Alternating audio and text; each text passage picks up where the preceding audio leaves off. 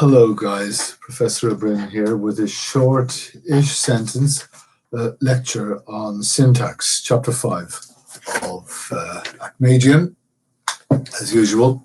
And I know some of you, if you flick through the chapter, you might be a little put off by the apparently scientific or mathematical look of some of the diagrams.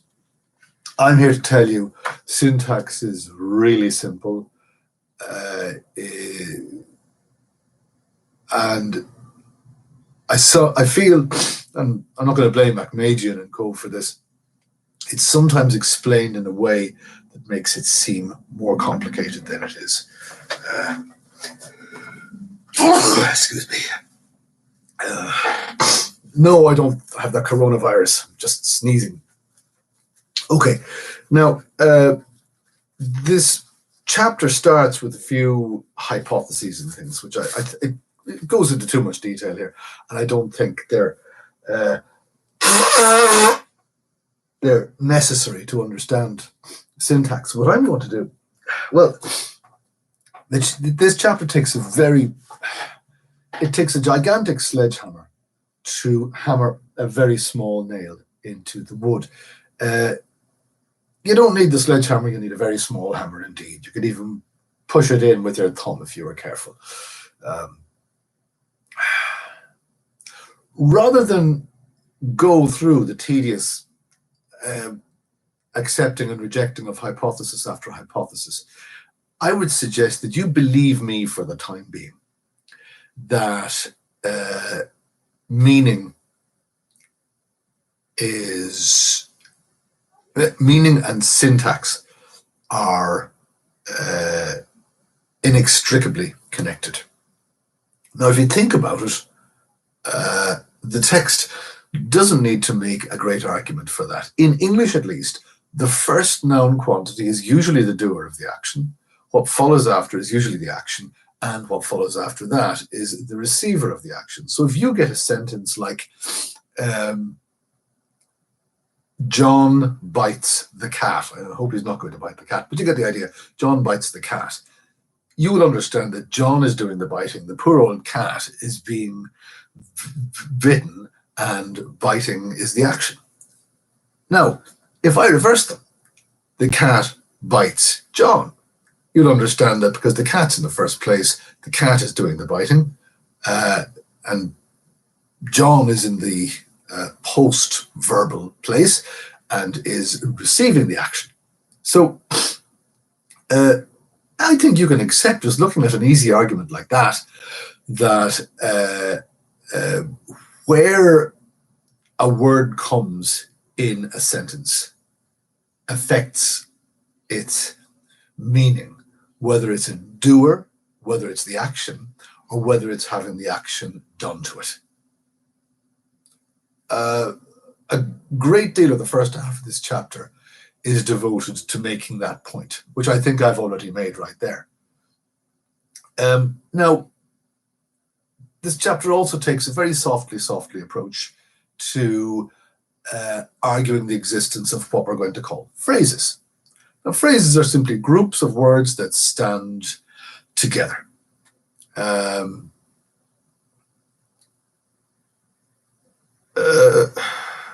Now, we know that phrases exist. Let's say you have two astronauts, one who is happy and one who is sad. Now, I'm going to give you a sentence. The sad astronaut ate a jam sandwich. Okay. Now, if I ask you, who ate a jam sandwich? You, being aware that there are two astronauts out there, you're going to say the sad astronaut. You're not going to say the sad. You're not going to say sad astronaut.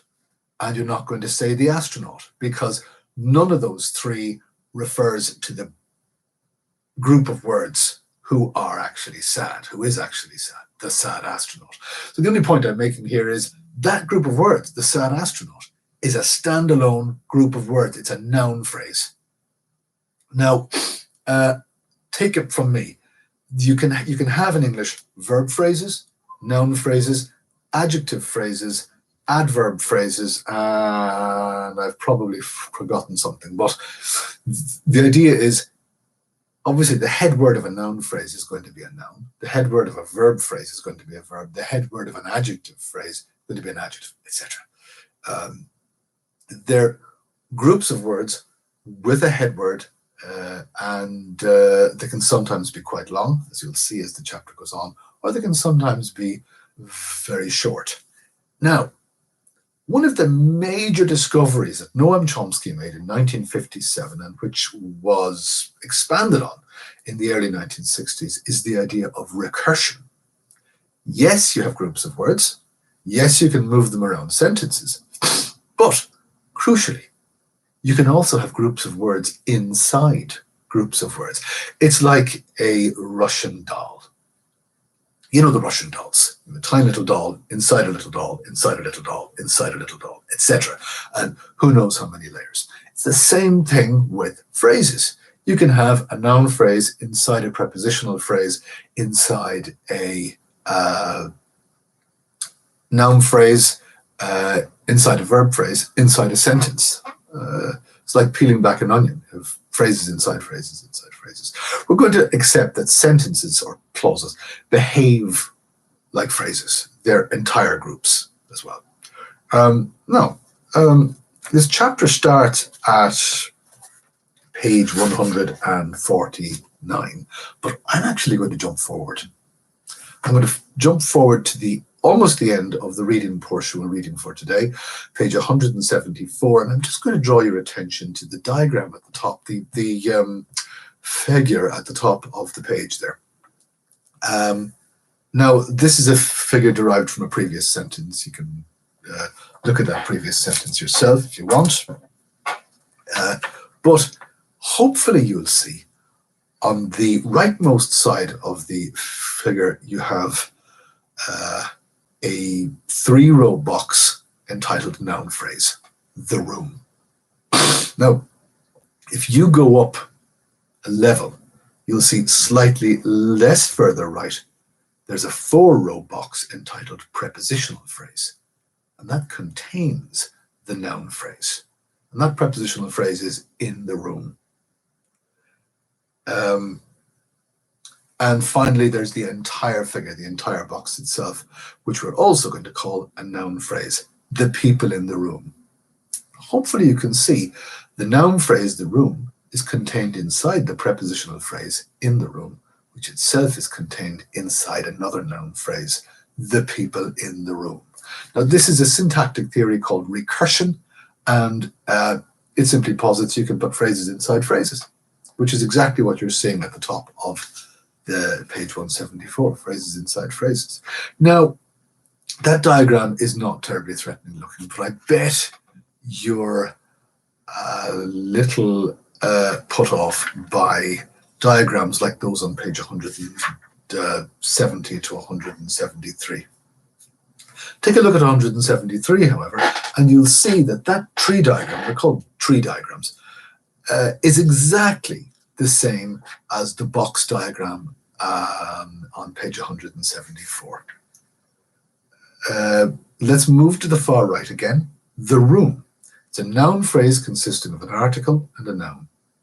We've met articles before, basically the and an or a. That noun phrase is contained inside a prepositional phrase. We're going to say the node NP is below the node PP. This is just fancy syntactic terminology, but all we're saying is the NP, the noun phrase, is contained within the PP, the prepositional phrase. And the prepositional phrase PP contains a P, preposition, and a noun phrase, in the room. That prepositional phrase, that node, is itself below the NP node, which contains an article, the, a noun, people, and the prepositional phrase in the room. And again, hopefully it's even clearer there that you have a noun phrase, the room, inside a prepositional phrase, in the room, inside a noun phrase, the people in the room. Okay. Now, noun phrases can be contained inside verb phrases or can be contained inside sentences. So let's move back to the formidable looking diagram on page 170. What we've been looking at for the past 2 minutes has been the noun phrase that opens the sentence in that diagram, the people in the room. And hopefully this won't be as formidable looking anymore. We've pretty much explained that noun phrase on the left, the people in the room. So I'm going to propose that we ignore that and move to the far right. I'm also going to posit the following. And it's something you know already because your middle school teacher taught you this. Every sentence consists of a subject and a predicate. Good. Now, that's just another way of saying NP, VP. Subject, NP, predicate, VP. And because I'm feeling generous, I'm going to add one more element to our sentence, and that's the element auxiliary verb. Syntacticians have been arguing about where to put auxiliaries for years. I'm just going to accept the text's approach right now, that every sentence actually consists of a subject, an auxiliary, which may be invisible, and a verb phrase. So we'll ignore the auxiliary because I don't want to talk about that. Right? Well, we'll talk about that in a minute, actually. And we look at the verb phrase.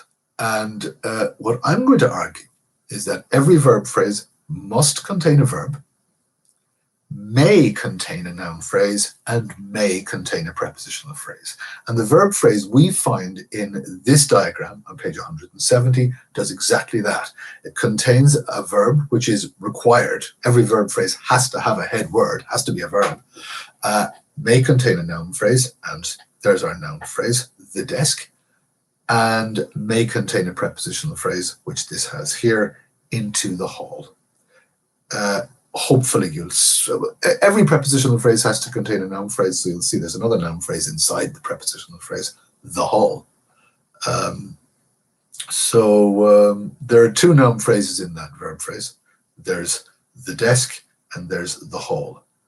The desk, as you can see, is higher up in the hierarchy than the hall. The hall is inside that prepositional phrase, so we've had to go down a level. But the noun phrase, the desk, is much more centrally part of the verb phrase. So we're going to put that node directly under VP. So you'll see there are three nodes directly under VP. The required verb, an NP, which is often optional, and a prepositional phrase, which is often optional as well. Now, by optional, I mean you can have other sentences that simply contain a single verb. Again, it's required because it's a verb phrase, it's the head word. So you can have a thing like John slept. Slept is a verb. That's all that's there. But how about John kicked the cat? That's another verb phrase, but you can see there's a noun phrase that's required. Well, not required, that's optional. In a transitive verb situation like that, we have to put a noun phrase after the verb. So how about the following? John kicked the cat in the room. Terrible sentence, but you get the idea.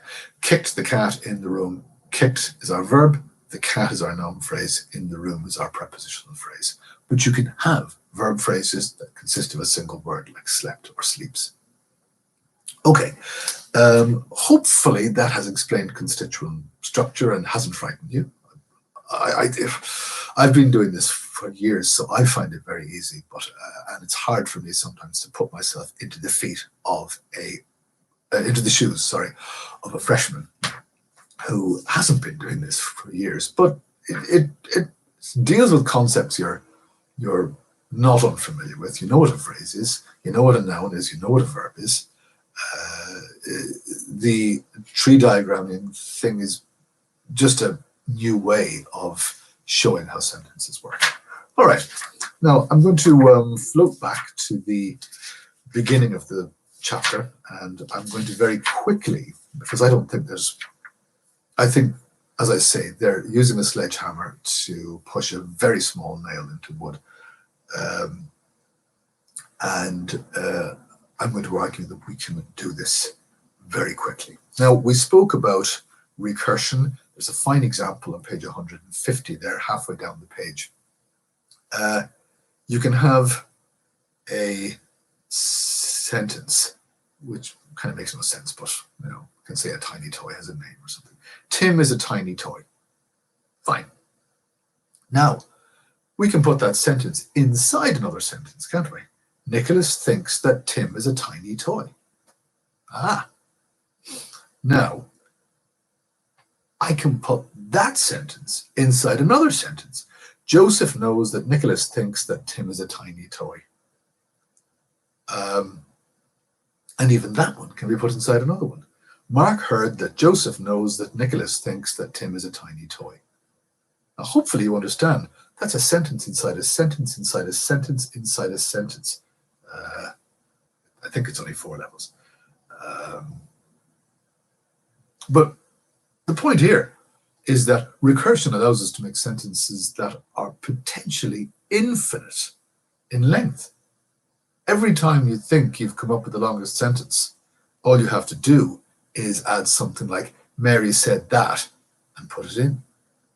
So Tim is a tiny toy. Add Mary said that. Mary said that Tim is a tiny toy.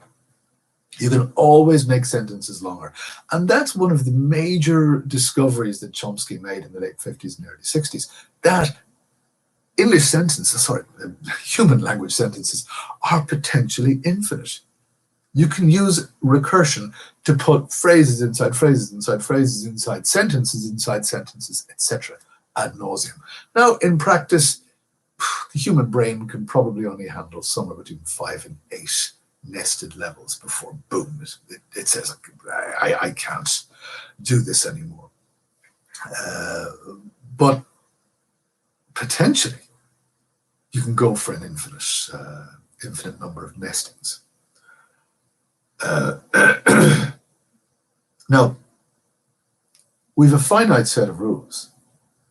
Noun phrases are formed in a very finite way. There's only the rule for forming a noun phrase is quite simple. We'll see that in the next unit next week. Same with verb phrases and so on. But because of that crucial theory, recursion, even though we have a finite set of rules and a finite number of words, there's an infinite potential number of sentences.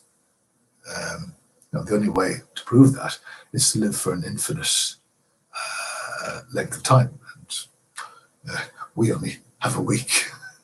Okay. Now, page 152, start of the second paragraph, you'll see, let's assume that sentences are merely unstructured strings of words. I've put that to bed already. I've told you that that's not true. And we had our test sentence, John kicked the cat, we changed the words around.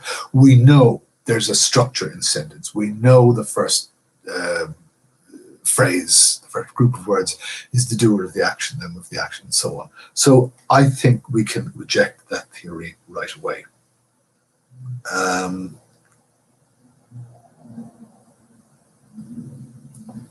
All right. Now, the text moves on, page 153, to move towards arguing the existence of structural ambiguity. I'm at the top of page 153. Now, if you look at the sentence there, which I'm not going to read out yet, you'll agree that you understand every single word in that sentence. Mother, boy, girl arrives soon. You understand them all. Yet, this sentence is ambiguous. The mother of the boy and the girl will arrive soon. Now, you don't know from hearing that sentence whether 2 people are coming or 1. If two people are coming, it's the mother of the boy, that's the first person. The second person is the girl. But if it's one person who's coming, it's the mother of the boy and the girl. Now, this sentence is structurally ambiguous. It isn't the words. It isn't the order of the words. We just don't know. I want to turn back very quickly to page 170. We don't know where exactly in the tree diagram the speaker is putting the phrases. Now, I can make this unambiguous by saying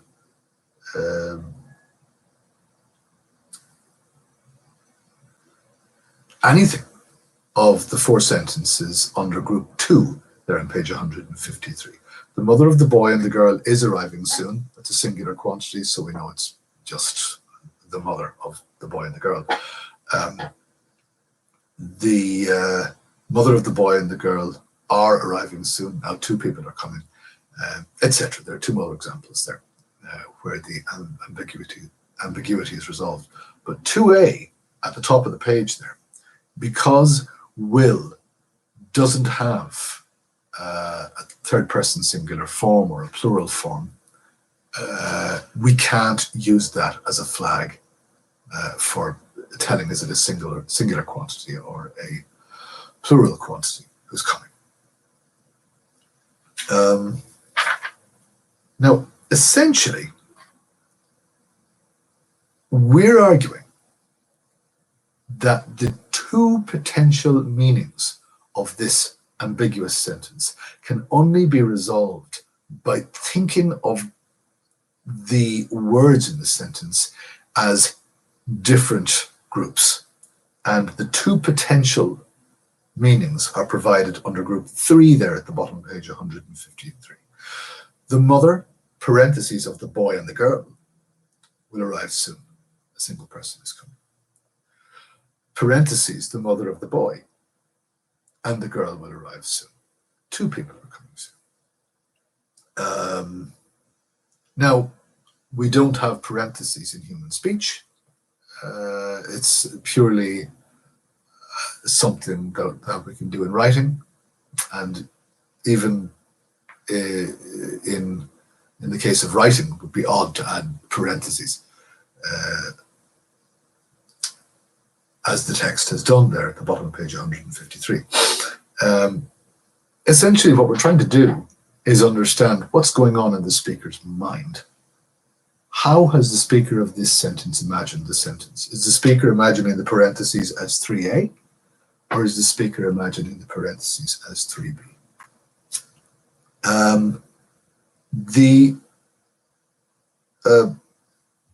The point is that the speaker is clearly imagining that sentence in particular groups of words. He or she might not be able to express it, but they're certainly thinking that sentence in a particular way. Is it one person or two? The speaker knows. The listener does not. Okay. Now, 5.2 is a long, drawn-out set of hypotheses that keep being rejected. I'm going to go through this very quickly. Let's take the examples in group 4, beginning at the bottom of page 154. John can lift 100 pounds. Let's turn that into a question. Can John lift 500 pounds? B, hamsters are feisty. Let's turn that into a question. Are hamsters feisty? C, they will want to reserve 2 rooms.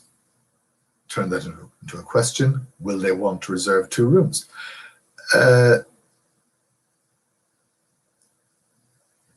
Now,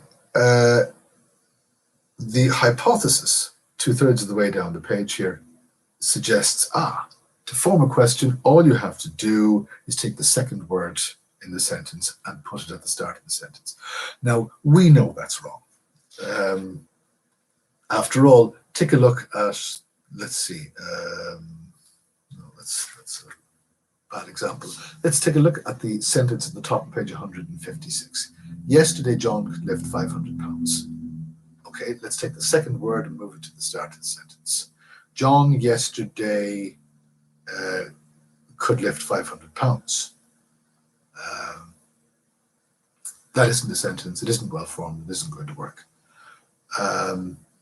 Same with sentence B. You can't simply turn that into a sentence by putting hamsters at the start of the word. Young hamsters are feisty. Hamsters young are feisty. So it isn't this. You aren't just moving the second word. We're going to have to change our hypothesis. And this brings us to page 157. We're going to have to assume that words in a sentence must be classified into parts of speech. We're not just moving word number 1 or word number 2 or word number 3. We are moving words of a particular class. Now, we could say, well, all we need to do is take the verb and move it to the start of the sentence.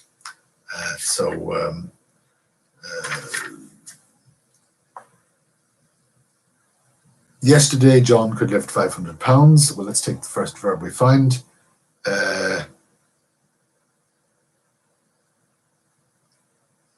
Could yesterday John lift 500 pounds? Well, it kind of works. It's still awkward, but kind of works. We're going to therefore reject the hypothesis at the bottom of page 156 to turn a declarative sentence into a question, place the first verb at the beginning of the sentence. It nearly works, and it's certainly an improvement. It's more than simply verbs. Now, I'm going to give you a sentence. It isn't in the text, so just listen carefully. John could have been drinking wine yesterday, maybe. How many verbs can you count?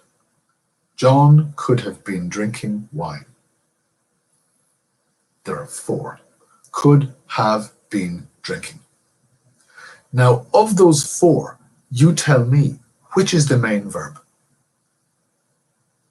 Hopefully, you've answered the word drinking. That's the main verb. The other 3 verbs are helper verbs.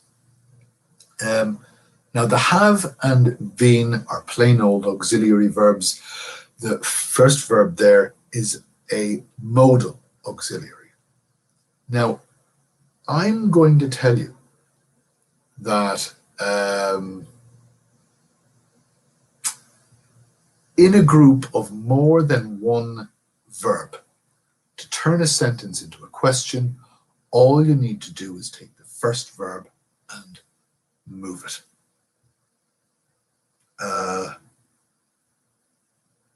So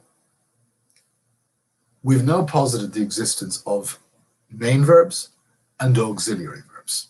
And there's a subcategory of auxiliary verbs called modal auxiliaries. You'll see there's an explanation of auxiliary verbs on page 158. Forms of the verb to be, forms of the verb have, forms of the verb do, and do is a tricky little verb, and verbs can, could, will, would, etc. The modal auxiliaries.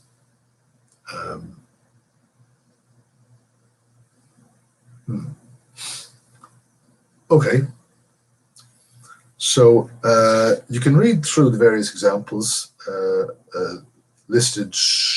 Well, these are 3 arguments for the existence of the auxiliary category. I'm at the bottom of page 158. Claim number 1, auxiliary verbs, but not main verbs, are fronted in forming questions.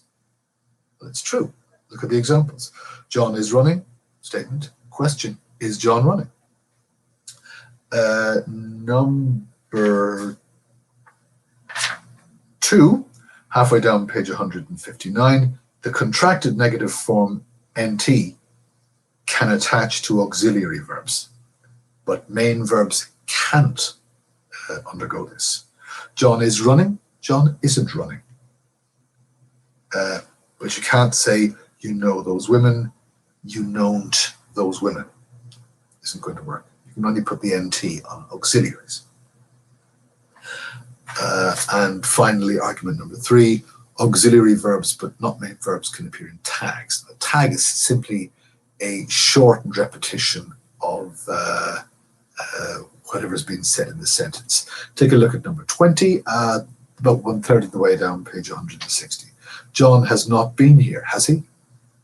Now, has he is basically a way of repeating the whole opening phrase, but you'll see that all that's left is the auxiliary and the main pronoun. A pronoun replacing John. So John has not been here, has he?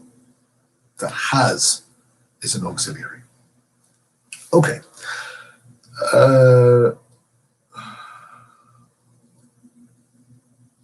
So we're on to the third hypothesis, halfway down page 161. If you're asking a yes-no question, place the auxiliary verb at the beginning of the sentence. And if there's no auxiliary verb, only a main verb, and the main verb is uninflected, that is to say, it hasn't got an S form in it, or it isn't like R or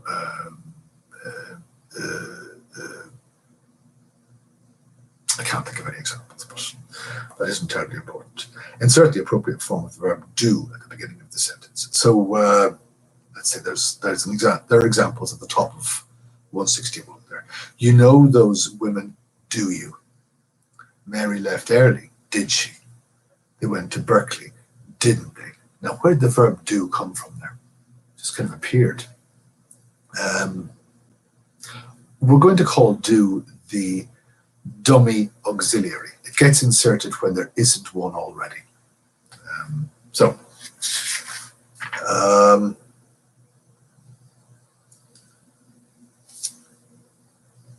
I spoke 3 or 4 minutes ago about verbs in groups. You can have up to 4 in English. Things like John could have been drinking wine. Sorry, could have been drinking. 4 verbs in a row.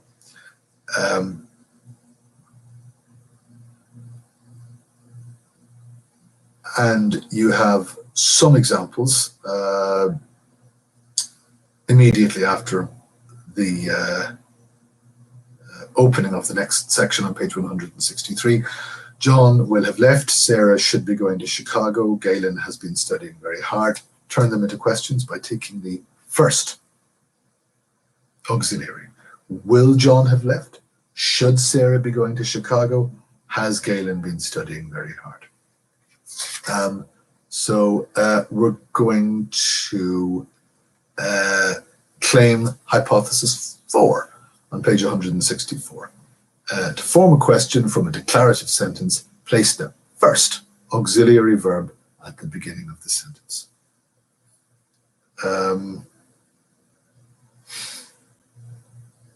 Now, we spoke about recursion, and the text wanders off into the idea of recursion for a few seconds here. You'll see that you have sentences inside sentences, as you have at the top of page 165. Many computer gurus are thought to be odd. Persuade David that many computer gurus are thought to be odd.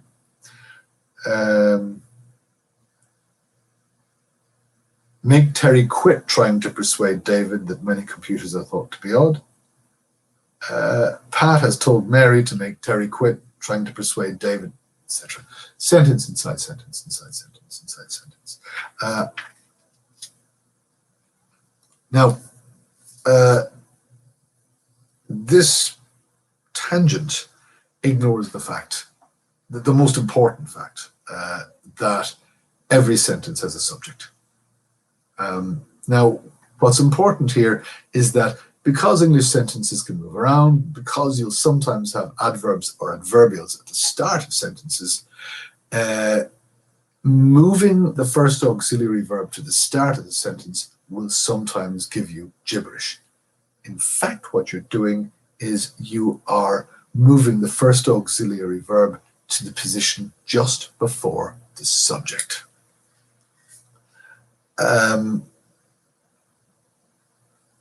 So that's hypothesis 5, page 166 there at the top. To form a question from a declarative sentence, locate the first auxiliary verb that follows the subject of the sentence and place it at the beginning of the sentence. Nearly works. And we finally draw the hypothesis at the bottom of page 166. Form a question from a declarative sentence. Locate the first auxiliary verb that follows the subject of the sentence and place it immediately to the left of the subject. So the text points out that you might think you know what the subject is. Typically, it's just the doer of the action. But what if the action's not clear? Go halfway down page 167. Who or what is the subject of the sentence? Mary resembles her aunt Bettina. To resemble is a weird verb, isn't it? It's actually transitive, but Aunt Bettina is not actually suffering any action. Mary isn't really doing any action, but we're just going to argue grammatically resemble is a transitive word, a transitive verb. Mary is doing the resembling and Aunt Bettina is receiving the resembling. That's a strange verb, but I'm just going to argue that the subject is the group, is the noun phrase that does the action described in the main verb of a sentence. As the text says, defining subject isn't as easy as you might imagine. So you just have to accept that definition of mine as it is.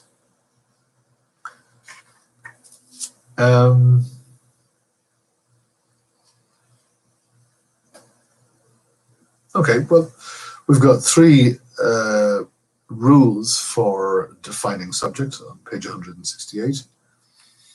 The subject generally precedes the auxiliary and main verb in linear order. This works for English, by the way, and no other languages. The subject forms the constituent around which an auxiliary is fronted in forming a question. Fair enough. And finally, it is the constituent with which a pronoun in a tag, that is to say, the sad astronaut drank my Coca-Cola, didn't he? With which a pronoun in a tag agrees in terms of person, number, and gender. Yeah. And this brings us to the tree diagrams we looked at the start of this lecture. I don't know if I have much else to say about that. I think I covered it as best I could. Really, at the end of this section, all I need you to do is to be unafraid of the tree diagrams that we're seeing on page 170, to be able to recognize the grammatical subject of a sentence, to be able to recognize the verb phrase or the predicate of a sentence, and to be able to label the parts of speech, noun, verb, adjective, adverb, and so on. After that, well, we'll carry on with this next week, but it's all good, and I hope you agree. This is relatively simple. See you next Wednesday.